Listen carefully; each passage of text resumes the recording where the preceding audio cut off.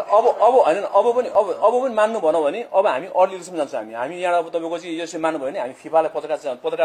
मतलब हामी पत्रकारिता कामहरु गर्छौं स्टेक होल्डर्स हामी कुरा गर्छौं हैन अब हैन अर्ली इलेक्सन अब आवाज राख्ने हामीले आवाज राख्ने हो आफ्नो प्रोसिडियरहरु होला होइन सुन अब यस्तो हुन्छ अब हामीले सुन अहिले हामी 4 जनाको आवाज भयौं हैन भोलि 5 होला 6 होला हैन अब यसमा हैन हामी चाहिँ आवाज उठाउँदैन तपाईहरुको आवाज चाहिँ गलत छ भनेर साथीभाइले भन्छ खाली वही गमाउनु हुन्छ उहाँ रमाउनु हुन्छ अब हामी गर्ने के अब प्लेन चढेर अर्ली इलेक्सनको चिज उहाँले एकछिन घोषणा गरिदिनु पर्छ अब एन्फाको विधानको धारा 37 एन्फाको विधानको धारा 37 को उपधारा 4 मा अध्यक्ष वरिष्ठ उपाध्यक्ष उपाध्यक्ष या सदस्यहरूको कार्यकाल 4 वर्ष हुने भनेर उल्लेख गरेको छ हैन 4 वर्ष कार्यकाल हुने भनेर निर्वाचित भइसकेको पदाधिकारीहरूको चाहिँ आज के रे अध्यक्षज्यूको स्वार्थमा चाहिँ अर्ली इलेक्सन के अर्ली इलेक्सन भनेको अब हाम्रो अवधि बाँकी छ 3-4 महिना अब 3 महिना अगाडि अर्ली इलेक्सन हुन्छ